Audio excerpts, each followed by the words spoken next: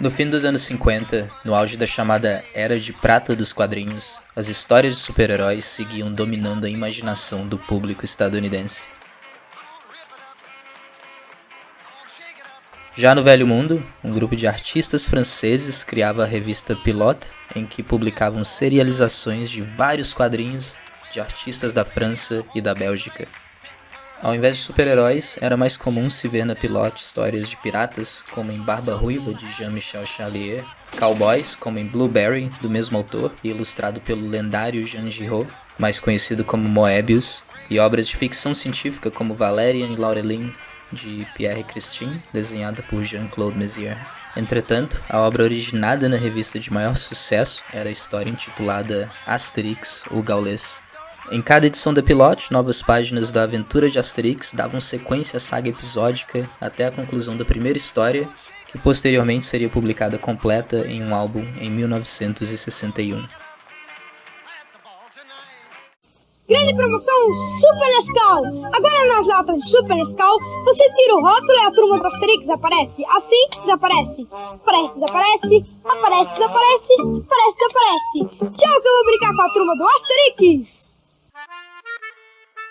Ao invés de retomar histórias de pirata ou cowboys em um passado recente, ou narrar uma história futurista, Asterix fazia um esforço para ser uma história autenticamente francesa, retomando as origens do povo francês em grupos celtas que habitavam a região milênios antes. Em 1966, Asterix seria traduzido para outra língua pela primeira vez, o holandês. Em 69, era traduzido para o inglês e finalmente chegaria ao Brasil nos anos 80. A história de Asterix se passa no ano 50 antes da Era Comum. Era a época das campanhas de Júlio César na Gália, onde hoje fica a França. Dentro do contexto político romano da época, as campanhas militares serviam para duas coisas: anexar territórios sob domínio de Roma, trazendo glória e influência política para o conquistador, e encher o rabo de dinheiro. Os gauleses até que eram bons de porrada, mas como eram várias tribos desunidas, foram aos poucos perdendo espaço para os romanos e muitos territórios acabaram ficando sob o domínio do invasor. A oposição aos romanos era desorganizada e pouco eficiente, até que Vercingetorix, um chefe gaulês que havia servido o exército romano, se rebelou e teve algum sucesso em unir todas as tribos com o objetivo de repelir os invasores. Mesmo assim, a rebelião unificadora da Gália de Vercingetorix foi vencida, e o grande chefe gaulês, em uma cena dramática o suficiente para sua discrição sobreviver até os tempos modernos, cavalgou para fora da cidade sitiada de Alésia e jogou sua espada aos pés de César como símbolo de sua rendição. A resistência foi liderada por Vercingetorix, e este valente guerreiro foi forçado a depor as armas aos pés de César. Os romanos, então, prosseguiram para conquistar toda a Gália. Toda? Não. Uma aldeia povoada por irredutíveis gauleses ainda resiste ao invasor. Na pequena aldeia, Asterix, Obelix e seus demais vizinhos com nomes terminados em X resistem às incursões romanas com a ajuda da mítica poção mágica, com a sua origem perdendo-se na noite da história. O pano de fundo de Asterix, além de retomar um suposto passado étnico-cultural francês, usa esse passado para poder se distanciar e parodiar costumes tanto dos franceses quanto dos outros povos europeus retratados ali, gerando às vezes também caricaturas racistas, lugar comum nos quadrinhos franco-belgas da época. Tupac já dizia, algumas coisas nunca mudam.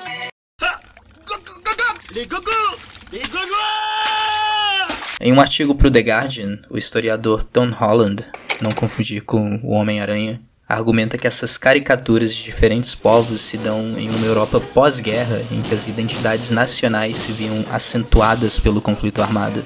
Os franceses comem baguete, os ingleses tomam chá, os italianos macarrão e por aí vai. A semelhança do período pós-guerra com o tempo em que se dá a história de Asterix é que o gibi de René Goscinny e Albert Uderzo acontece diante de um genocídio de proporções apocalípticas.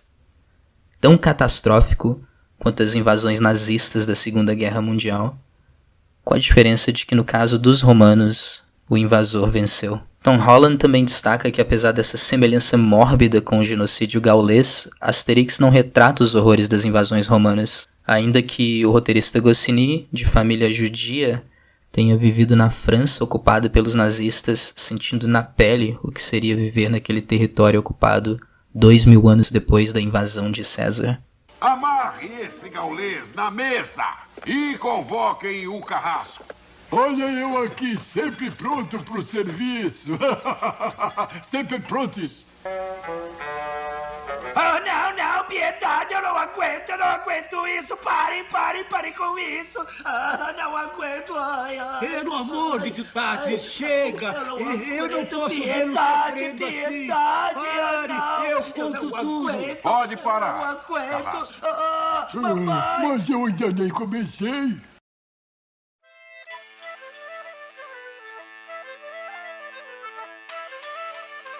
Em Asterix, ele opta por retratar a Gália diante de um genocídio como uma região, nas palavras do Tom Holland, alegre, jovial e inocente. Asterix se vale de uma das histórias mais fáceis de se criar empatia, a do povo que resiste ao invasor. Pensa aí na caralhada de histórias de todo canto que são sobre isso. Tu não é otário. Claro que tu vai ficar contra os Hunos em Mulan, ou a Nação do Fogo em Avatar, ou os humanos em Avatar, ou os ingleses em Coração Valente, ou os ingleses em RRR, ou os ingleses em Pocahontas, ou os ingleses em O Patriota, ou os ingleses em Piratas do Caribe, ou os ingleses em Gandhi, e por aí vai.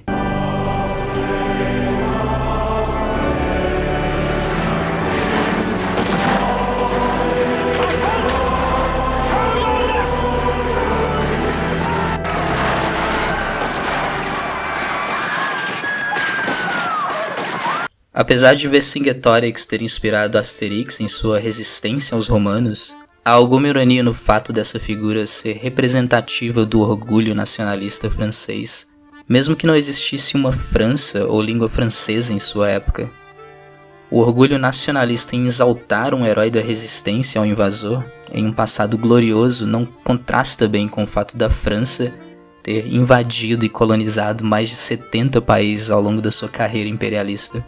Em um artigo de 2014 de Guilherme Altares para o El País, ele ressalta um pouco dessa contradição. No último inverno europeu, aconteceram em Paris 2 exposições de histórias em quadrinhos excepcionais e aparentemente opostas. Uma, na Biblioteca Nacional, era dedicada a Asterix e Obelix, a história em quadrinhos mais francesa possível, com seus bigodudos e seus banquetes de javalis. Outra, mais modesta, percorria no Museu Nacional da Imigração, a relação entre os quadrinhos e a imigração. Esta última mostrava exatamente todo o contrário da idealização nacionalista de Asterix, apresentando a França como produto de um cruzamento de culturas, como um caldeirão. Nossos ancestrais não eram todos gauleses, dizia o cartaz que recebia os visitantes. O poder dos personagens criados em 1959 por René Goscinny e Albert Uderzo é tão forte que formam parte do imaginário europeu como se fossem uma referência real, como se, efetivamente, a poção mágica pudesse ser comprada nas farmácias. Em outro trecho, ele continua. Mary Beard se pergunta no seu último livro, Confronting the Classics, sobre o motivo do sucesso de Asterix e também sobre a dificuldade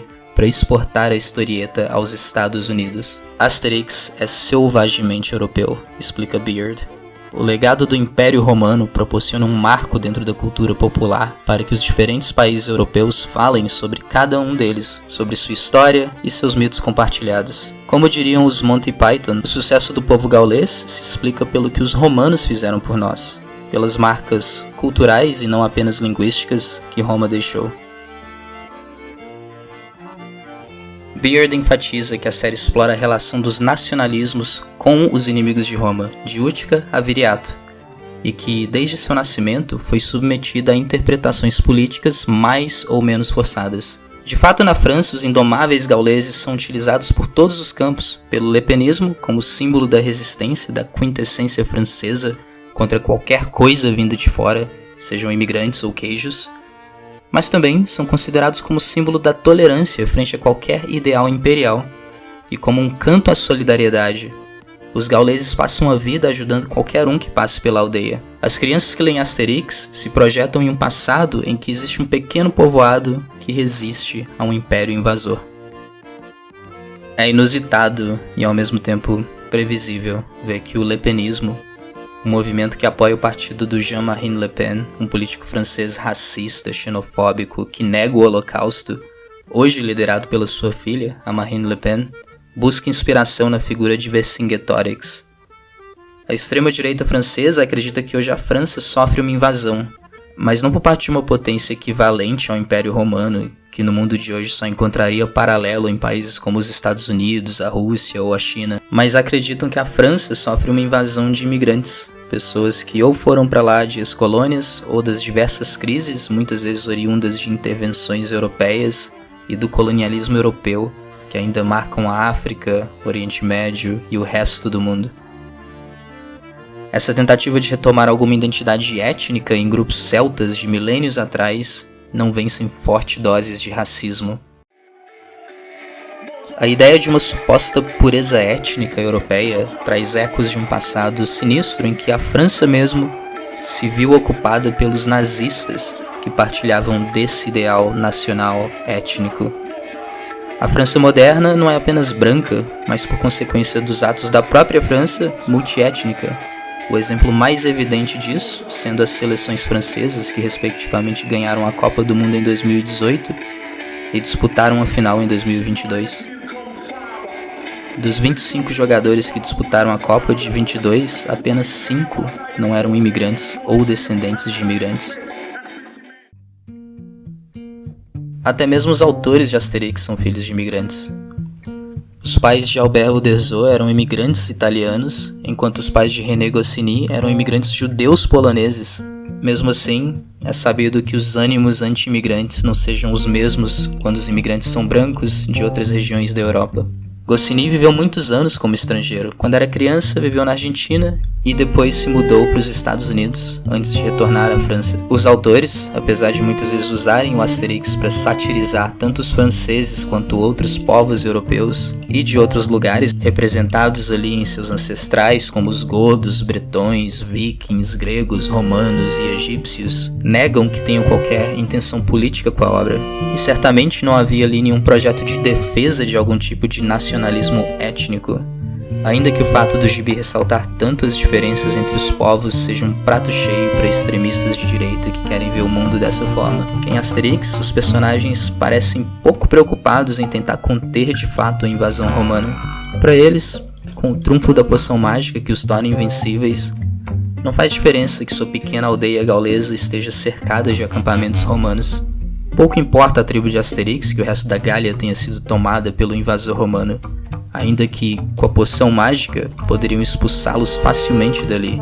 Gália para os gauleses nunca foi um mote nas histórias de Asterix.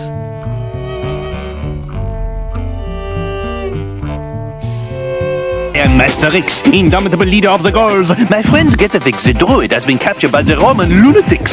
So, with help from Obelix, expert in gastronomics, and these fantastic graphics, we should have him out of this fix. This is good, thanks. Sega X. A frase agora é repetida inúmeras vezes em livros de história franceses desde o século XIX. Nossos ancestrais, os gauleses, se torna ainda mais desligada da realidade fantasiosa destes grupos etnonacionalistas se investigarmos quem seriam de fato os ancestrais da França moderna. Em um artigo publicado no periódico American Anthropologist em 94, o professor Michael Dittler explica que essa ancestralidade gaulesa é fabricada.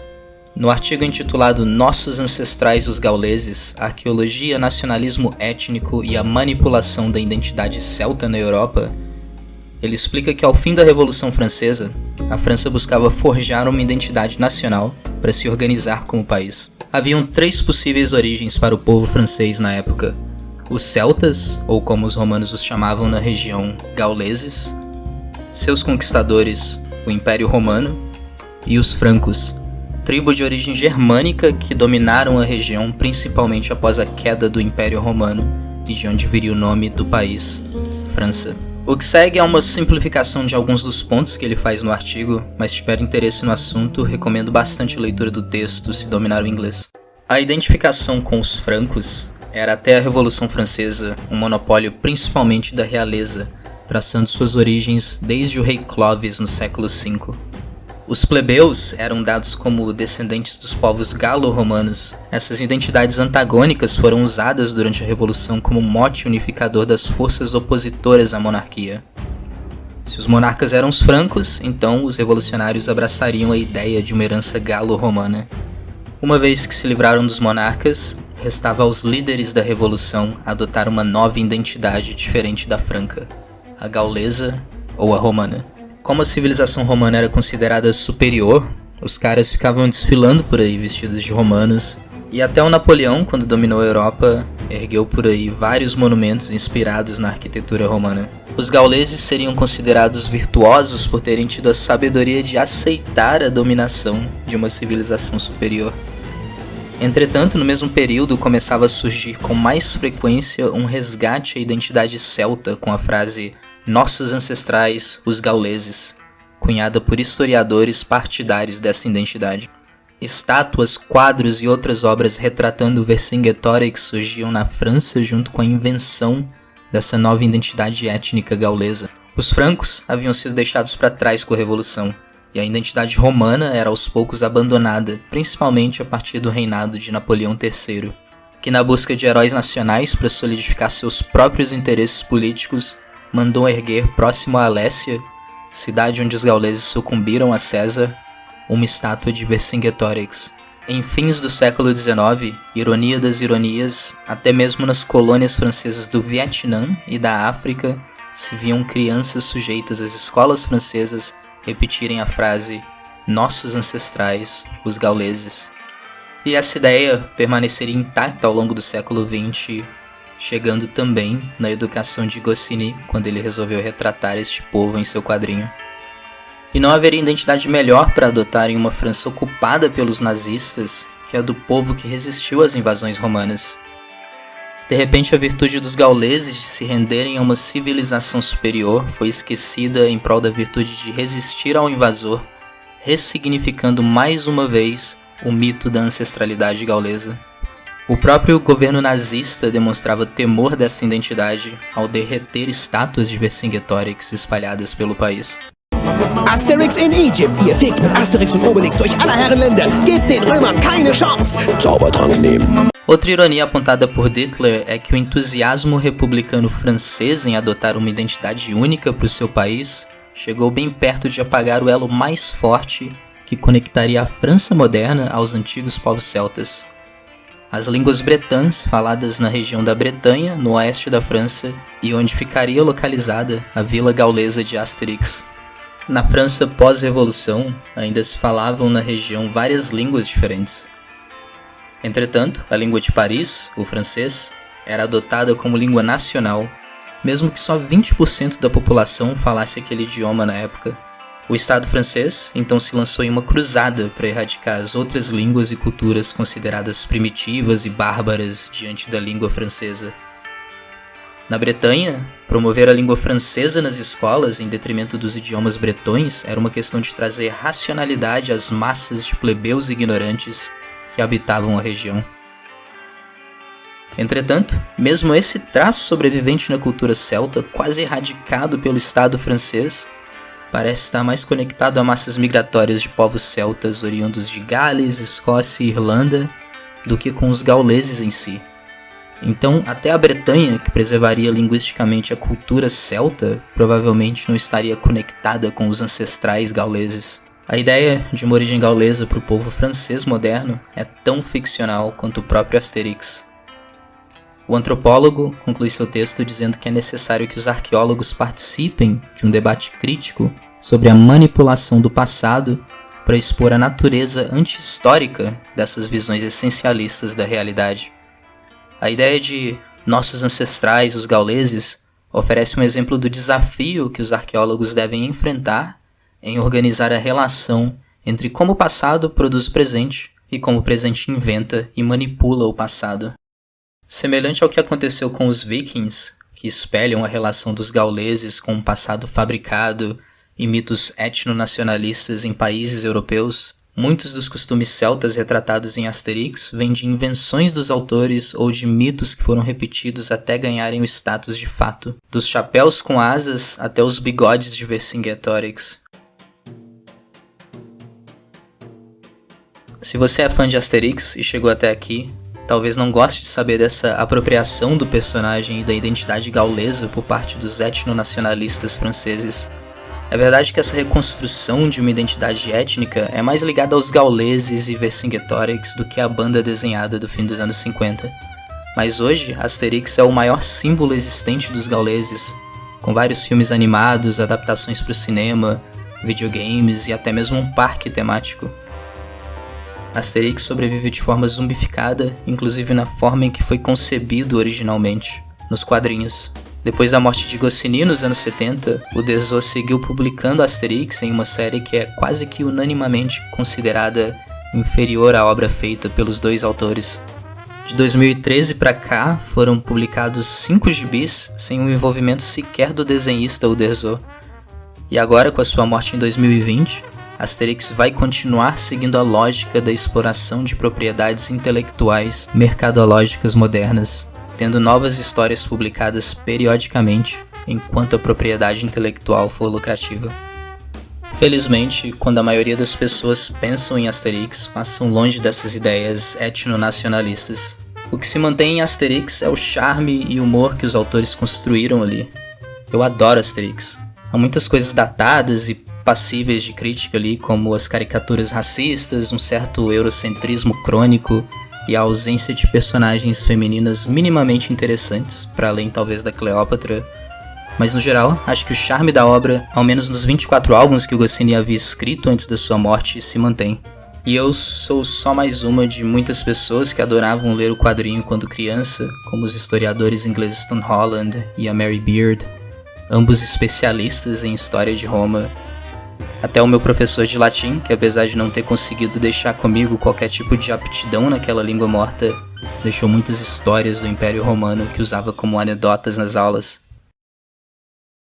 As primeiras palavras do primeiro quadro do primeiro álbum de Asterix são: no ano 50 a.C., nossos ancestrais, os gauleses, ecoando o mote nacionalista francês. Em uma das diversas publicações de Asterix em português, provavelmente por descuido do tradutor, a frase foi traduzida literalmente: nossos antepassados, os gauleses, como se o leitor de fora da França pudesse ou quisesse reivindicar uma ancestralidade gaulesa, criando também um eco curioso de quando esse mote era repetido por crianças nas colônias francesas.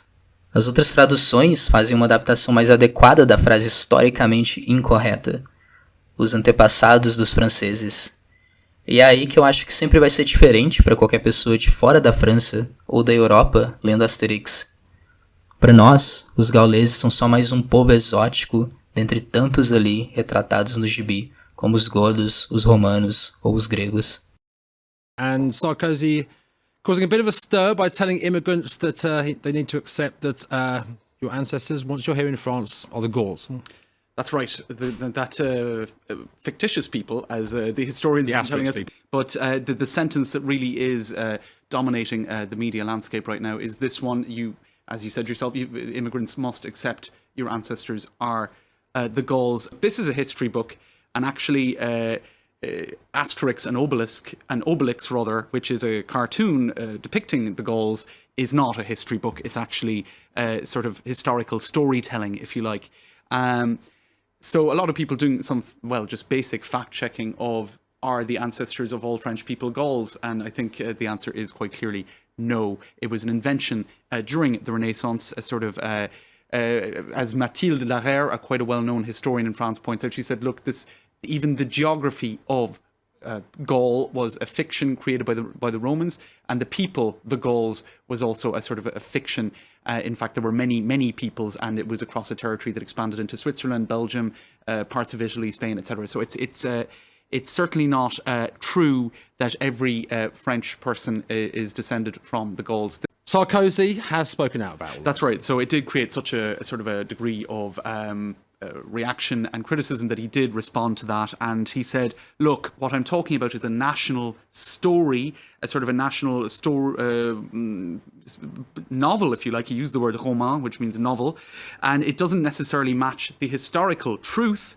But he said, I'm the son of a Hungarian. His father, Nicolas Sarkozy's father, is Hungarian. And so for the son of a Hungarian or the son of an Algerian person, when you're in school, you need to be learning the French national story and not the Hungarian or the Algerian national story. In other words, we need to embrace the national myth, if you like. That's his argument, even if I suppose you have even historians now picking apart that myth. So it's all about assimilation. It's all about, under the French model, I suppose, forgetting your origins in order to embrace the French national identity.